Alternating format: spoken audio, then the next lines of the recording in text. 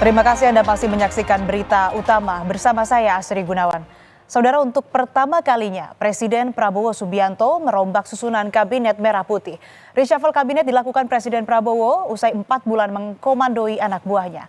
Sebetulnya kasakusuk reshuffle ini sudah ramai diperbincangkan di awal Februari. Dan keluarlah nama Satrio Sumantri Brojonegoro, Menteri pertama di Kabinet Prabowo yang terkena reshuffle. Prabowo mencopot Satrio dari jabatan Menteri Pendidikan Tinggi, Sains, dan Teknologi. 100 hari pertama, ya, saya sudah beri istilahnya peringatan berkali-kali. Sekarang, siapa yang bandel,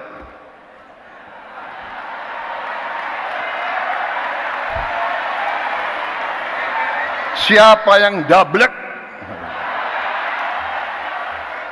siapa yang tidak mau ikut dengan aliran besar ini, dengan tuntutan rakyat, pemerintah yang bersih, siapa yang tidak patuh, saya akan tidak. Itu tadi wanti-wanti Presiden Prabowo yang disampaikan dalam puncak peringatan HUT ke-102 Nahdlatul Ulama pada 5 Februari.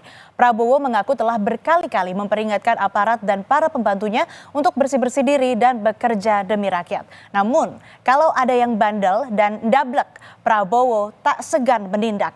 Pernyataan ini Prabowo sampaikan seolah menjadi sinyal reshuffle. Artinya jika tak nurut, maka siap-siap dirombak. Tak disangka, setelah isu reshuffle ini berembus kencang, Presiden Prabowo benar-benar melakukan perombakan kabinet pada 19 Februari. Baru 4 bulan bekerja di Kabinet Prabowo Gibran, Satrio Sumantri Brojonegoro dicopot dari jabatannya sebagai Mendikti Saintek. Satrio digantikan Brian Yuliarto yang merupakan seorang akademisi dan menjadi guru besar Fakultas Teknologi Industri. Meski demikian, saudara, Satrio mengklaim dirinya lah yang memilih mundur dari jabatan menteri daripada diberhentikan karena menurutnya kinerjanya mungkin tak sesuai harapan. Alasan utamanya karena saya sudah bekerja keras selama 4 bulan ini, namun karena mungkin tidak sesuai dengan harapan dari pemerintah, ya saya lebih baik mundur daripada diberhentikan. Surat itu saya buat tadi malam, jam 12 malam. Saya buat tadi malam, tadi saya serahkan ke Senek untuk disampaikan pada Presiden. Nama Satrio sempat tersandung sejumlah kontroversi. Belum lama menjabat, Satrio sempat didemo karyawannya. Paguyuban pegawai Ditjen Dikti memprotes pemecatan salah satu pegawai yang diduga tanpa prosedur dan alasan yang jelas. Satrio juga dituduh kerap bersikap kasar dalam menjalankan tugasnya.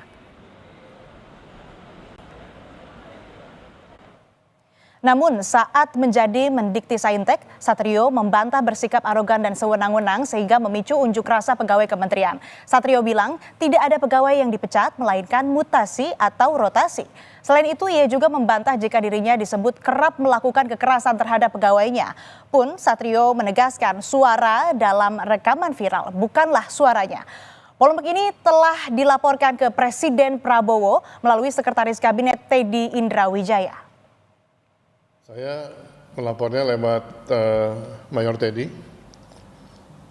kemudian Mayor Teddy menyampaikan pada Bapak Presiden, dan dari Presiden ke Mayor Teddy dikatakan oleh beliau nggak ada masalah. Saya sampaikan lewat Mayor Teddy semua yang terjadi, kemudian juga hasil pertemuan ini juga saya sampaikan pada beliau secara lengkap. Dan beliau kemudian menyampaikan kepada Bapak Presiden, dan dari Presiden tidak ada instruksi lebih lanjut. Saat menjadi Menteri Pendidikan Tinggi, Sains, dan Teknologi, Satrio juga sempat menjadi sorotan terkait pernyataannya soal biaya kuliah. Dalam rapat kerja dengan DPR 12 Februari lalu, Satrio mengungkapkan uang kuliah berpotensi naik jika anggaran bantuan operasional perguruan tinggi negeri dipotong sebesar 50% imbas dari efisiensi. Pernyataan Satrio ternyata berbuntut panjang.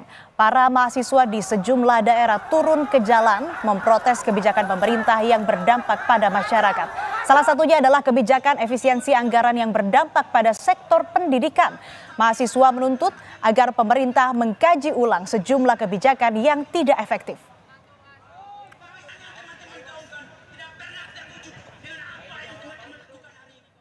Sehari sebelum Satrio di reshuffle, saudara, Kementerian Pendidikan Tinggi, Sains dan Teknologi mengeluarkan pernyataan tertulis. Dalam pernyataan tersebut ditegaskan bahwa dalam melakukan efisiensi tidak ada pemotongan anggaran pendidikan tinggi untuk beasiswa dan KIP kuliah sehingga UKT tidak naik.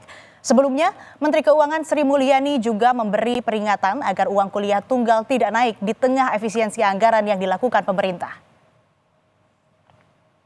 Satrio Sumantri Brojonegoro adalah menteri pertama di Kabinet Prabowo Gibran yang di reshuffle. Namun sebelum itu kita juga pernah diingatkan dengan peristiwa kegaduhan yang dilakukan Miftah Maulana Habibur Rahman atau yang lebih dikenal dengan Gus Miftah saat menjadi utusan khusus Presiden bidang kerukunan agama dan pembinaan sarana keagamaan.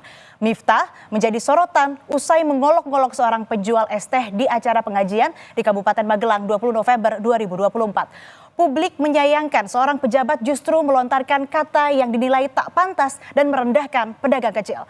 Buntut dari kegaduhan ini, Gus Miftah pun akhirnya memutuskan mundur dari jabatannya sebagai utusan khusus Presiden.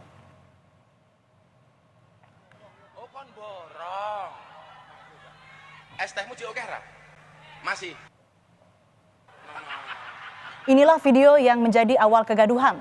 Saat itu, Gus Miftah berada di acara pengajian di Kabupaten Magelang pada 20 November 2024. Dalam acara itu, jemaah meminta Gus Miftah untuk memborong es teh yang dijajakan salah satu pedagang keliling saat dagangannya belum habis.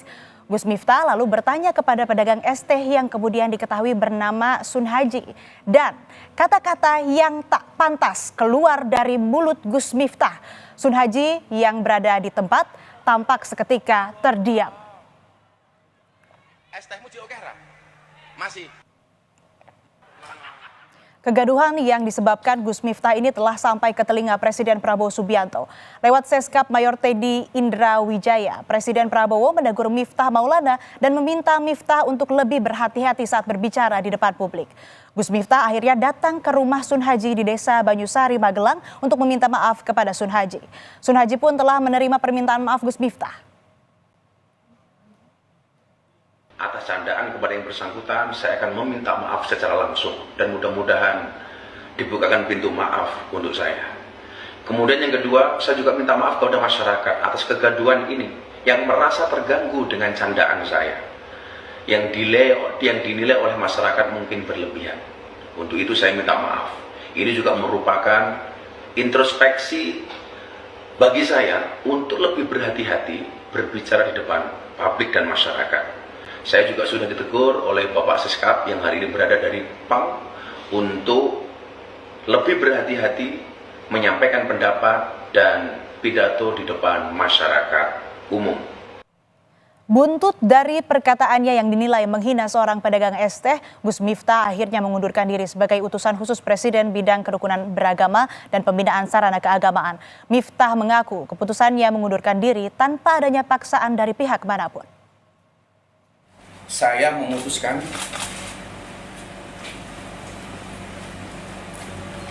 untuk mengundurkan diri dari tugas saya